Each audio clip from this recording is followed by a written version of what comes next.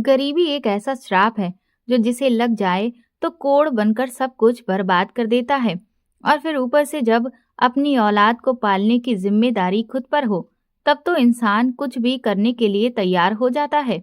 शायद इसी वजह से माँ बाप का दर्जा इस दुनिया में सबसे ऊंचा है, क्योंकि माँ बाप अपनी औलाद के लिए सब कुछ करते हैं। आज मैं भी कुछ ऐसा ही करने जा रही हूँ, इसलिए मेरा हर पल मुझे जहर समान लग रहा है और हर कदम लड़खड़ा रहा है। मुझे अच्छे से पता है कि मैं जो करने जा रही हूँ वो पाप है, लेकिन मेरी मजबूरी ने आज मुझे इस मुकाम पर लाकर खड़ा कर दिया है। मुझे वो सारे पल याद आ रहे थे जब मेरा पति मेरे साथ था, वो खूबसूरत लम्हे जो हम लोगों ने एक दूसरे के साथ गुजारे थे। आज मुझे चीख चीख कर बुला रहे थे, रोक रहे थे, कह रहे थे कि बेशक वो इस दुनिया में नहीं है, लेकिन उसके साथ इतनी बड़ी बेवफाई ना करो। पर मैं बढ़ती चली जा रही थी।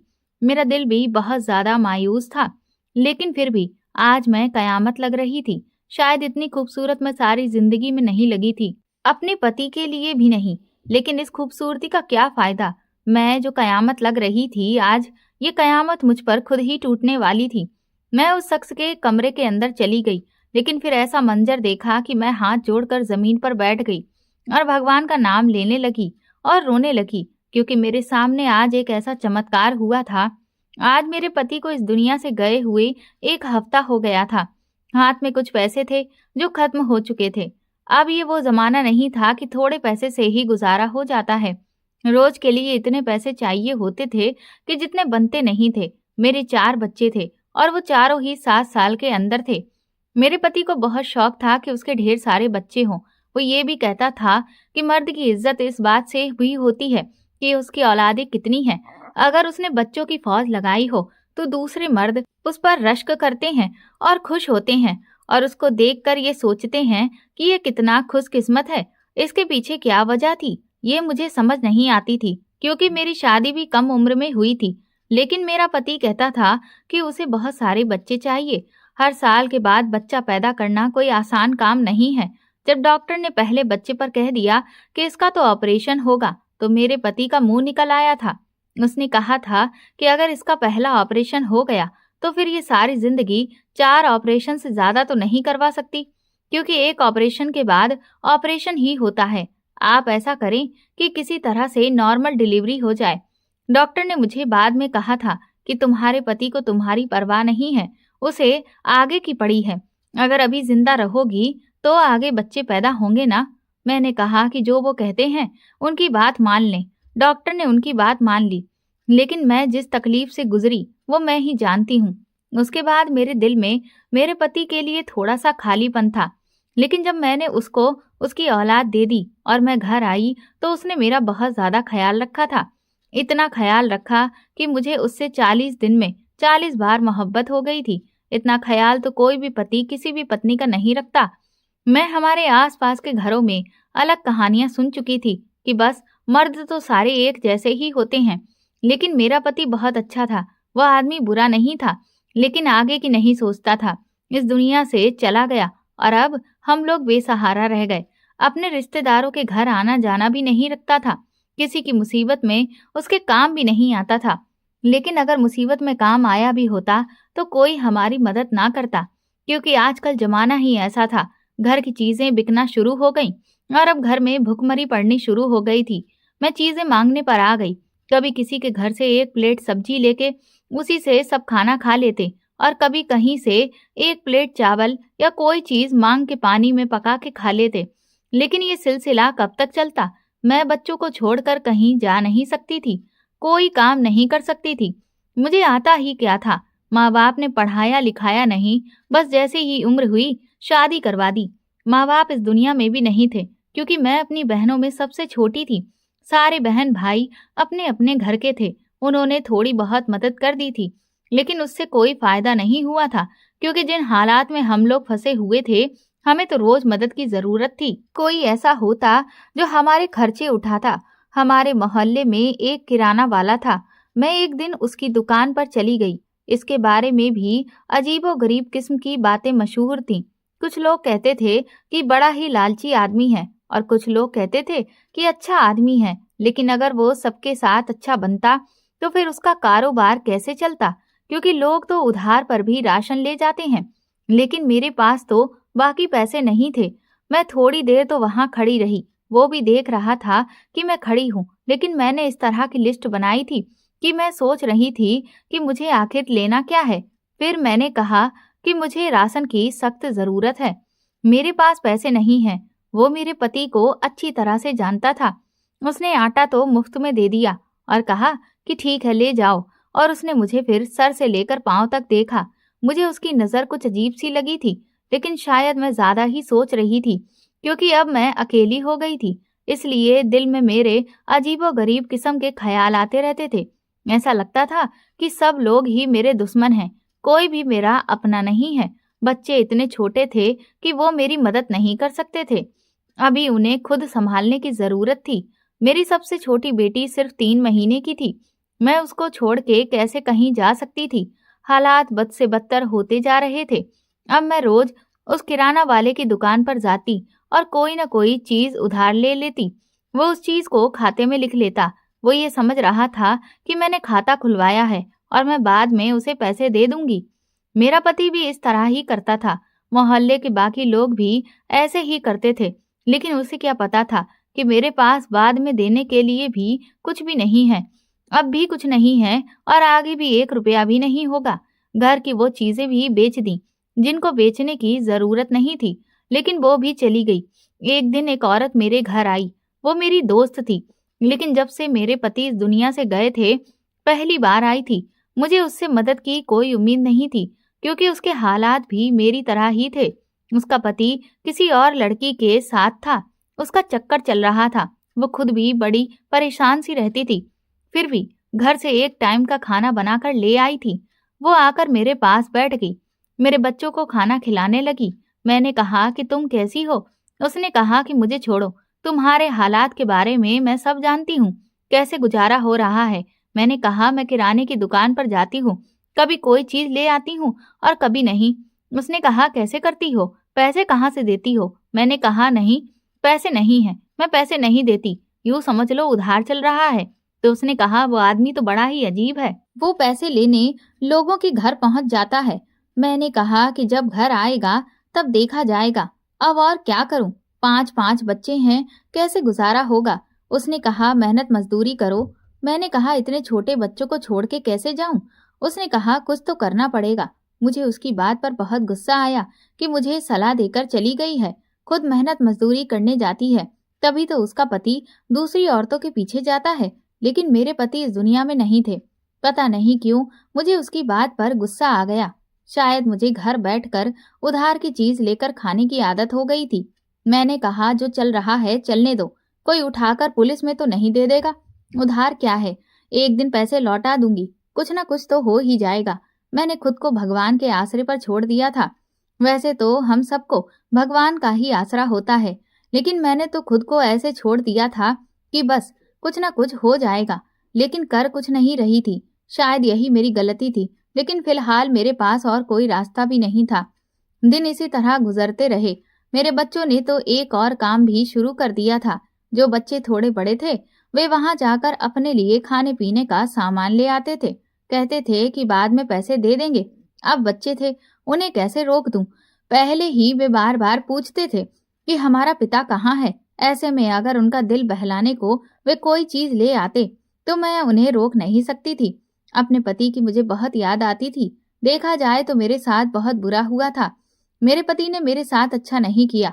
छोटी सी उम्र में मुझे 5 बच्चों की जिम्मेदारी दे दी और खुद दुनिया से चला गया। मेरा वजूद, मेरा शरीर, मैं खुद इतनी खूबसूरत थी कि अगर मेरे सिर्फ 2 या 1 बच्चा होता तो मेरी फिर से शादी हो जाती। कोई ना कोई मेरी खूबसूरती देखकर मुझसे शादी कर लेता। लेकिन 5 बच्चों का बोझ कौन उठाएगा? किसी को पागल कुत्ता भी काटे तो वो एक खूबसूरत लड़की के पीछे 5 बच्चों का खर्च भी नहीं उठाएगा। अगर वो 5 बच्चों को सिर्फ दाल रोटी सब्जी भी खिलाए तो भी खर्च इतना ज्यादा हो जाएगा कि वो पछताएगा कि मैंने इस औरत से शादी ही क्यों की।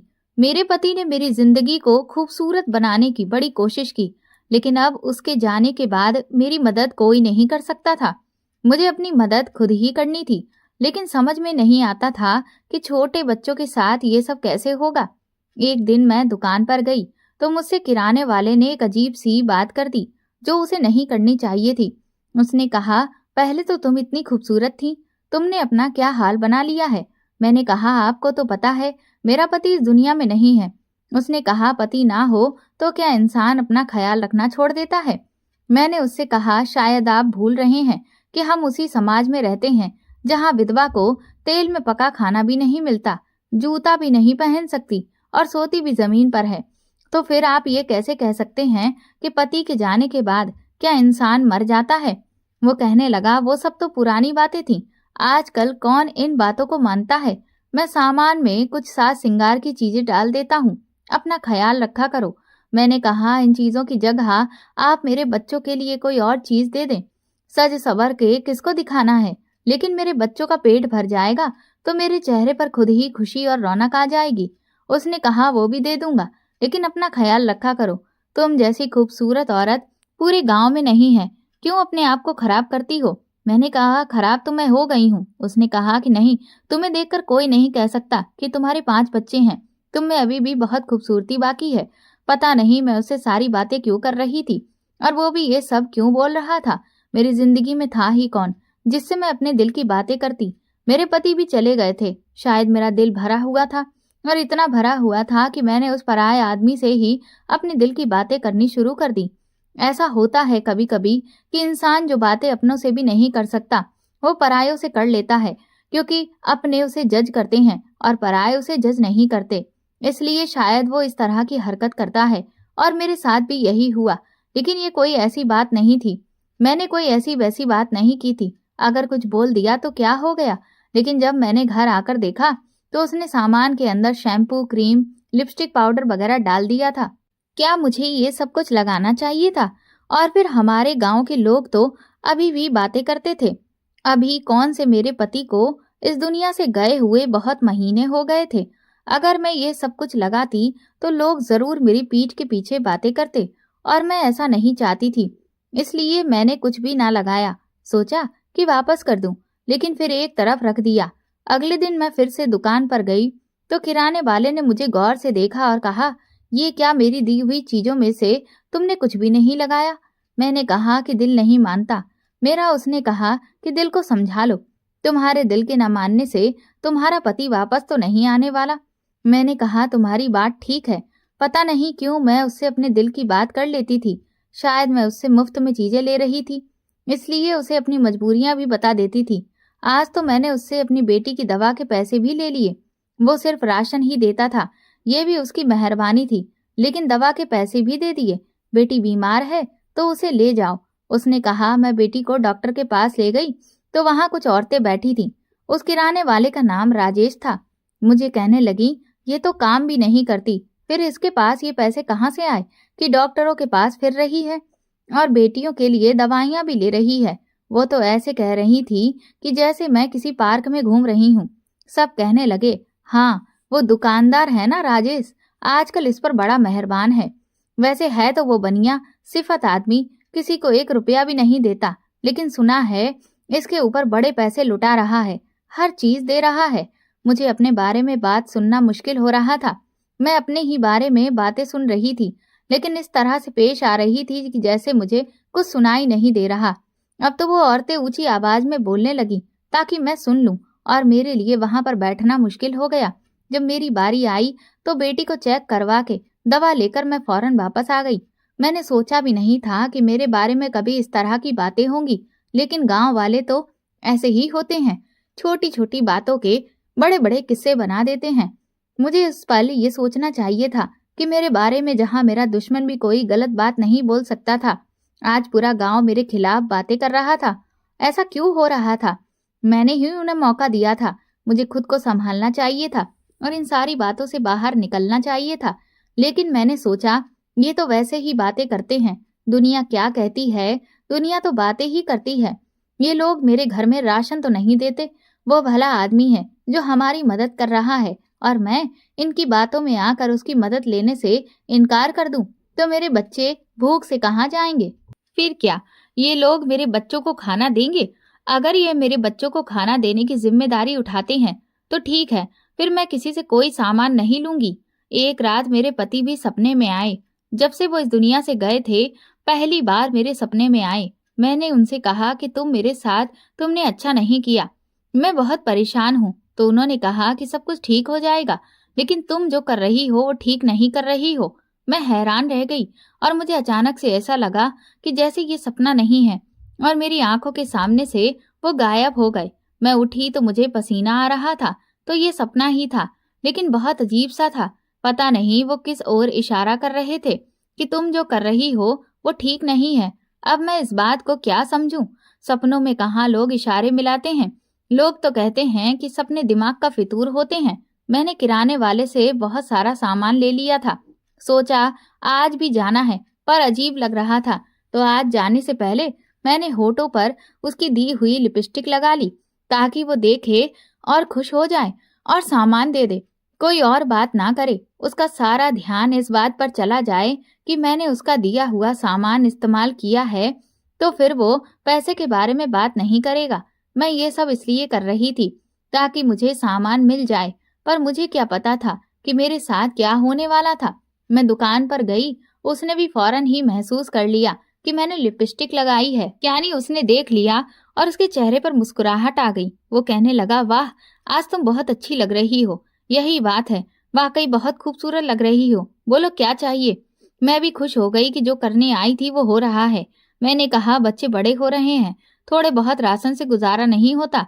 उसने कहा, अभी तो राशन आया नहीं है, मैंने खुद माल नहीं मंगवाया, लेकिन जो भी तुम्हें चाहिए मैं डाल के दे देता हूँ। फिर इसके बाद उसका कोई सही हल निकालते हैं। महीने के महीने राशन ले जाया करो, यूं रोज रोज आती हो तो अच्छा नहीं लगता। और गांव वाले भी बातें कर रहे हैं। मैंने कहा, हाँ, गांव वाले तो बहुत बातें कर रहे हैं। आप इतने अच्छे इंसान हैं, आप मेरी इतनी मदद कर रहे हैं, लेकिन वे फिर भी हमारे बारे में उल्टी सीधी बातें ही कर रहे हैं। उसने कहा, ऐसा ही होता है, कोई किसी के लिए अच्छा करता है तो दुनिया वाले उसे इस्तेमाल भी कर लेते हैं। लेकिन तुम फिक्र मत करो। मैं भी हैरान होती थी कि ये इंसान इतना अच्छा था कि मुझे मुफ्त में राशन वगैरह दे रहा था। फिर लोग इसके बारे में बुरा क्यों कहते थे? ये क्यों कहते थे कि अगर किसी को 2 रुपए देता है तो उसकी हड्डियों से 4 रुपए निकाल लेता है, बिना मतलब कभी किसी का फायदा नहीं करता। लेकिन अब तक ऐसा मुझे तो महसूस नहीं हुआ था। खैर, मेरा काम हो गया और मैंने वापस अपने घर की राह ली। मुझे सामान की जरूरत थी और मुझे और कोई तरीका समझ में नहीं आ रहा था, क्योंकि मैंने उससे इतना सारा सामान ले लिया था कि अब कीमत हजारों में चली गई थी। लेकिन जब मैं घर आई तो मेरे बच्चे बहुत खुश हो गए। उन्होंने देखा कि माँ इतनी सारी चीजें ले आई है और मेरी आंखों में आंसू थे। रात को बैठकर मैं रोती रहती थी। मैंने कहा, हे भगवान, मुझे माफ कर दो। मैंने क्या किया? मैंने अपनी खूबसूरती का इस्तेमाल किया, लेकिन मैं क्या करती? दुनिया की कोई भी माँ बच्चों को भूखा नहीं देख सकती। और फिर मैं क्या करती? मेरे पास और था ही क्या? घर का सामान भी बेच दिया था। कोई भी मदद करने को तैयार नहीं था। लोग सिर्फ तसल्ली देते थे, और तसल्ली से घर नहीं चलता है। अब हमारे बारे में बातें बढ़ती चली जा रही थी। मेरी दोस्त ने भी मुझसे कह दिया। मैं तो समझ रही थी कि ऐसा वैसा कुछ नहीं है, पर अब मुझे लगता है कि तू भी बहक गई है। मेरा दिल किया कि मैं उसे थप्पड़ मार दूं। मैंने कहा, ऐसी कोई बात नहीं है, और फिर तू मेरी दोस्त है, तू दोस्त होकर ऐसी बातें कर रही है। उसने कहा, और क्या करूं? 2-4 जगह बैठकर मैंने तेरी बात की तो लोगों ने मुझे भी बुरा कहा। वो आती जाती रहती थी, कभी चक्कर लगा लेती थी, कोई ना कोई चीज ले आती थी, लेकिन साथ में ऐसी ऐसी बातें भी कर जाती थी कि मेरा दिल जल जाता था। मैंने उसे कह दिया कि मेरे घर आने की जरूरत नहीं है, जब मुझे तुझसे मिलना होगा मैं खुद आ जाऊंगी। इस बात पर वो चुप हो गई। उसने कहा, ठीक है, एक मैं ही थी तेरे साथ, तूने मुझे भी साइड पर कर दिया, इसका मतलब कि तू ही गलत है। मैंने कहा, अगर तुझे लगता है कि मैं ही गलत हूँ तो फिर तू यहाँ आना ही बंद कर, सीधी सी बात है। उसने कहा था कि कल आ जाना, माल आ जाएगा, फिर कोई पक्का इंतजाम करेंगे। जब मैं गई तो वो पहले से ही काफी सारा सामान निकाल के बैठा था। पूरे महीने का आटा, घी, तेल, चीनी, चाय पत्तियां, दाल, चावल सब कुछ पड़ा हुआ था। मुझे लगा कि शायद ये माल आया है, तो उसने कहा, नहीं, ये सब मैंने तो हमारे लिए निकाला है। मैं हैरान रह गई। मैंने कहा, ये सब कुछ? उसने कहा, हाँ, ये पूरे महीने का राशन है, और इसके साथ सब्जियां और फल, दही, दूध भी लेकर दे दूंगा। मैं तो हैरान रह गई। मैंने कहा, आप इतना कुछ करेंगे मेरे लिए? कहने लगा कि हाँ, और कुछ पैसे भी दूंगा, बच्चों के लिए कपड़े भी ले लेना, बच्चे बड़े हो रहे हैं, कपड़ों की भी जरूरत होगी। कुछ पैसे अपने पास भी रख लेना, दवाइयाँ वगैरह भी तो चाहिए होती हैं। 5-5 बच्चे हैं तुम्हारे, कभी कोई बीमार होता होगा, कभी कोई प्रोग्राम होता होगा, महीने कैसे गुजारते हैं मैं अच्छी तरह जानता हूँ। और ये ना समझना कि बस एक बार सामान लेकर भूल जाऊंगा। जब भी आओगी, कोई भी बात होगी तो मैं ही तुम्हारी मदद करूंगा। मैंने कहा कि ये तो आपका बहुत बड़ा एहसान होगा मुझ पर, लेकिन आप कह रहे थे कि कोई पक्का इंतजाम करेंगे, उसका क्या मतलब है? तो उसने कहा, देखो, आज मुझे तुमसे एक जरूरी बात करनी है। उसने आसपास देखा, अभी दुकान पर कोई भी नहीं था, दोपहर का वक्त था। उसने कहा कि ये सब कुछ मैं तुम्हें दे रहा हूँ, लेकिन यूं ही नहीं दे सकता, तुम्हें मेरा एक काम करना होगा। मैंने सोचा कि शायद वो मुझसे कोई जरूरी काम करवाना चाहता है, क्योंकि मुझे पता चला था कि उसकी पत्नी के यहाँ बच्चा होने वाला था। शायद मुझसे मदद चाहता था। मैंने कहा, हाँ हाँ, तुम जो कहोगे मैं करूंगी, जो भी मदद है मैं करने को तैयार हूँ। उसने कहा, मेरी बात ध्यान से सुनो। फिर उसने मुझे ऐसी बात बताई कि मेरे कानों से जैसे धुआं निकलने लगा। मैं उसे हैरान होकर देख रही थी, पर उसने अपनी बात साफ साफ कर दी थी, बिना किसी लाग लपेट के। ये कोई मजाक या छुपी हुई बात नहीं थी, सीधे दो टूक शब्द थे। उसने कहा, मेरी पत्नी के यहाँ आजकल औलाद होने वाली है। मैंने कहा, हाँ, मुझे गांव की औरतों ने बताया है। हो सकता है कि आपको मेरी मदद इसी के लिए चाहिए हो, क्योंकि शायद वो घर का काम वगैरह भी नहीं कर पा रही होगी। मैं आपको मदद दूंगी और बच्चा भी संभाल लूंगी। उसने कहा, उसे छोड़ो, मैं तो तुम्हें कुछ और ही बताना चाहता हूँ। मैंने कहा, क्या मतलब? मैं समझी नहीं। उसने कहा, मेरी पत्नी बहुत मोटी हो गई है, मेरा उसके पास जाने का दिल नहीं करता। तुम मेरे साथ एक रात गुजार लो और 1 महीने का राशन ले जाओ। मैं ये बात सुनकर हैरान रह गई, और अब मुझे पता चल गया कि सारे गांव वाले क्यों कहते थे कि ये आदमी ठीक नहीं है। आखिरकार उसने अपना फायदा निकाल लिया। मैंने उसकी बात सुनी और मैं 2 कदम पीछे हट गई। उसने मेरी तरफ देखा, मेरे चेहरे पर हैरानी थी। उसने कहा, क्यों, क्या हो गया? मैंने कोई अजीब बात कर दी? तुम कोई छोटी बच्ची हो, 5 बच्चों की माँ हो, तुम्हें नहीं पता कि दुनिया किस तरफ जा रही है? कुछ लो कुछ दो का कानून चल रहा है, तो तुम क्या मेरे चाचा की बेटी हो कि मैं तुम्हारी मदद करता रहूं? मैंने सिर झुका लिया। मैं वहां से भाग जाना चाहती थी। उसने कहा, यहाँ से भागने की जरूरत नहीं है, जो मैंने कहा है उसके बारे में सोचना, नहीं तो तुम्हारे ऊपर पूरे 35,000 बनते हैं, वो कल देकर जाना। मैं हैरान थी कि उसने एक एक चीज का हिसाब रखा हुआ था। हम कौन सा भरपेट खाते रहते थे, बस रोज थोड़ा थोड़ा आटा और दाल ही तो ले जाती थी, लेकिन 2-4 महीनों में 35,000 तो बनते ही थे। आजकल महंगाई जो इतनी हो गई थी। उसने कहा, रात को 1 बजे तुम्हारा इंतजार करूंगा, अगर आना हुआ तो आ जाना, नहीं तो पैसे देकर जाना, और अगर पैसे नहीं दिए तो पंचायत बुला लूंगा, सारे गांव वालों के सामने बुलाऊंगा, तुम्हें उनको भी पता चलेगा तुम मुझसे किस लिए पैसे लेकर जाती रही हो। तुमने यहाँ पर खाता खुलवाया था, तुम्हारा पति भी ऐसा करता था, लेकिन वो पैसे देता था। अब तुम्हारा पति तो इस दुनिया में नहीं है, तो पैसे कौन देगा? अचानक से उसका लहजा बदल गया था, उसकी आवाज भी बदल गई थी। मैं वहां से वापस आ गई, आसमान की तरफ देख रही थी कि अब क्या होगा। मेरी कोई मदद भी नहीं करेगा, गांव वालों के सामने इज्जत भी जाएगी, और जो रोजी रोटी लगी हुई है वो भी खत्म हो जाएगी। क्या मुझे ये सब करना चाहिए था? आज मुझे समझ आया कि लोग क्यों अपनी औलाद को जान से मार देते हैं, क्योंकि वे उन्हें भूखा नहीं देख सकते। लेकिन अपनी औलाद को जान से मारने से तो अच्छा था कि मैं अपनी जान ले लेती। लेकिन ये मौत ऐसी थी कि मैं मरती नहीं, जिंदा रहती, लेकिन शायद मेरे अंदर कुछ टूट जाता और मैं अपनी आत्मा की कुर्बानी देने को तैयार हो गई थी।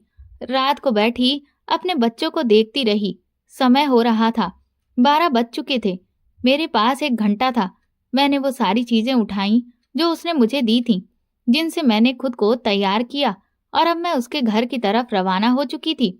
अगर मुझे इस वक्त कोई देख लेता तो मुंह पर हाथ रख के रह जाता कि उसने कैसे कपड़े पहन रखे हैं। फिलहाल तो मैंने खुद पर चादर डाली हुई थी। मैं अंधेरे में चलती जा रही थी। मेरे दिमाग में मेरे पति के साथ गुजारे सारे पल घूम रहे थे। मेरे बच्चों की आवाजें, मेरे बच्चे जो मुझसे खाना मांगते थे। मैंने इन बच्चों को बड़ी मेहनत से पाला था। और इसलिए नहीं कि इन्हें भूखा तड़पता हुआ देख सकूं। बस ठीक है, आज मैंने अपनी जान ले ही ली थी और मैं क्या कर सकती थी? माँ और क्या कर सकती है? बच्चों और खुद में मैं बच्चों को ही चुनती। अब मैं आसमान की तरफ भी नहीं देख रही थी। शायद भगवान से भी आंखें नहीं मिला पा रही थी। बस चलती जा रही थी। मैं वहां पर पहुंच गई। उसने मुझे जगह बता दी थी। ये शायद उसके घर की बैठक थी। उसकी पत्नी तो बीमार थी। उसे तो पता भी नहीं चलना था कि घर में क्या हो रहा है। बैठक का दरवाजा भी खुला हुआ था। उसने शायद खिड़की से ही मुझे आते हुए देख लिया था। दरवाजा खोल दिया था। जैसे ही मैंने दरवाजे के अंदर कदम रखा, सामने का दृश्य देखकर हैरान रह गई। वो तो माहौल बनाकर बैठा था। वहां खाना भी पड़ा था, जिसकी खुशबू पूरे कमरे में फैल रही थी। उसके अलावा मेरे लिए तोहफे और वही राशन जो उसने एक बड़ी सी बोरी में डालकर रखा था, वो भी एक तरफ पड़ा था और राशन को हाथ गाड़ी के अंदर रखा था ताकि जाते वक्त मैं उसे आराम से ले जा सकूं। इतना कुछ सोचकर वो बैठा था। यह आदमी, मुझे तो उसकी शकल से ही नफरत हो गई थी। मुझे लगा था कि ये मेरा मददगार है, मेरी मदद कर रहा है, लेकिन ये थी उसकी मदद। आज मुझे समझ आ गया कि इस दुनिया में कोई किसी के लिए कुछ नहीं करता। मैं दरवाजे में खड़ी थी और मेरे कदम आगे नहीं बढ़ रहे थे, लेकिन मुझे आगे तो जाना ही था। अगर बाहर भी खड़ी रहती तो कोई और मुझे देख लेता और तब भी बात बदनामी तक ही चली जाती। खैर, मैंने दरवाजे से अंदर कदम रखा ही था कि सामने का दृश्य देखकर मैं हैरान रह गई। उस आदमी ने मुझे एक नजर देखा। उसके चेहरे पर मुस्कुराहट उभरी और अगले ही पल उसने अजीब तरीके से चिल्लाना शुरू कर दिया। उसकी चीखें इतनी अजीब और ऊंची थीं कि मेरे दिमाग में लगने लगी। मैं हैरान हो गई कि इसे क्या हो गया। थोड़ी देर बाद उसने तड़पना शुरू कर दिया। मुझे समझ नहीं आ रहा था कि मैं क्या करूं। शायद उसकी पत्नी ने उसकी आवाज सुन ली। वो दूसरे दरवाजे से कमरे में आ रही थी।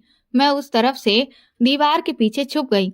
वो भी परेशान हो गई, औरों के लिए आवाजें देने लगी। मैं वापस अपने घर की तरफ भाग गई। सुबह पता चला कि किराने वाला इस दुनिया में नहीं रहा, क्योंकि उसे हार्ट अटैक आ गया था और गांव वालों को समझ नहीं आया कि उसके साथ क्या हुआ। अस्पताल ले जा रहे थे कि रास्ते में ही वो चला गया। मैं जो ऊपर ये सोचकर नहीं देख रही थी कि मैं एक बड़ा गुनाह करने जा रही हूँ, और बहुत मायूस थी। अब आसमान की तरफ देखते हुए मेरी आंखों से आंसू बह गए। क्या भगवान ने मुझे बचा लिया था या उस व्यक्ति की सजा उसके सामने आ गई थी? किसी को पता नहीं था कि मैंने उसका कितना कर्ज चुकाना है, इसलिए वो बात वहीं पर खत्म हो गई। लेकिन उसके बाद मैंने भी सोच लिया कि मैं हाथ पर हाथ रखकर नहीं बैठूंगी और मांग तांग पर गुजारा नहीं करूंगी। अपने बच्चों को पालने के लिए कुछ ना कुछ करूंगी। मैंने अपनी सहेली से संपर्क किया और उसे कहा कि वो मेरे बच्चों को 3-4 घंटे अपने घर में रख लिया करे। उसे इस काम के पैसे, महीने के कुछ पैसे दे दिया करूंगी, और खुद मैंने मजदूरी करने जाना शुरू कर दिया। धीरे धीरे मुझे मेहनत की आदत पड़ गई। पैसे कम मिलते थे, गुजारा अच्छे से नहीं होता था, लेकिन ये पैसे अपने थे, किसी से मांगे हुए नहीं थे। इनमें किसी का डर नहीं था, और सच कहूं तो इन पैसों में बहुत बरकत थी। मैंने अपने बच्चों का खाना पाना पूरा करने लगी थी। फिर थोड़े पैसे जमा करके घर में मशीन खरीद ली और घर में लोगों के कपड़े धोने का काम शुरू कर दिया। अब पूरा गांव मुझसे कपड़े धुलवाता था। गांव में इस तरह की चीज का पहले रिवाज नहीं था, लेकिन अब लोगों की सोच बदल रही थी, इसलिए वे मुझसे कपड़े धुलवाते थे। मैं ज्यादा पैसे नहीं लेती थी। फिर धीरे धीरे मैंने पैसे भी बढ़ाने शुरू कर दिए, क्योंकि अब लोगों को आदत हो गई थी। अब मैं पूरे गांव के कपड़े वगैरह धोती हूँ। मैंने 2 और औरतों को भी अपने साथ रख लिया। इस बात को 3 साल हो गए। बच्चे भी थोड़े बड़े हो गए, वे भी मेरी मदद करते हैं। मैंने अपनी जिंदगी का बहुत बड़ा सबक सीखा है। पता नहीं किसकी दुआ थी या मेरी कोई अच्छाई जो मेरे सामने आई और मेरी इज्जत और जान दोनों बच गई। लेकिन अब मैं अपने पैरों पर खड़ी हूँ और मुझे इस बात की बहुत खुशी है। मेरे लिए यह हादसा होना बहुत जरूरी था, क्योंकि मेरी हड्डियों में पाप बैठता जा रहा था। मुझे मांग के खाने की आदत हो गई थी, लेकिन भगवान ने मुझे इस हादसे से गुजारा ताकि मैं समझ सकूं कि मुझे क्या करना है। वाकई मैंने सबक सीख लिया है। ये दुनिया बड़ी बुरी है। कोई किसी को मुफ्त में सलाह भी नहीं देता है, और मैं समझ रही थी कि वो मेरे घर का बोझ उठा रहा है। उसने मेरे लिए दाना फेंका था और वो मुझसे अपनी बात मनवाना चाहता था, लेकिन भगवान ने उसे समय पर अपने पास बुला लिया। और मेरे पति, जो कि मुझे मेरे सपने में आए थे, वो भी शायद इशारा था कि मैं जो भी कर रही हूँ वो बिल्कुल भी ठीक नहीं था। दोस्तों, अगर आपको हमारी कहानी पसंद आई है तो कमेंट करके जरूर बताएं, और वीडियो को लाइक करके ज़्यादा से ज़्यादा शेयर करें। चैनल पर नए हैं तो सब्सक्राइब करें और हाँ, नोटिफिकेशन बेल को ज़रूर दबाएं ताकि अगली अपडेट सबसे पहले आपको मिले। धन्यवाद।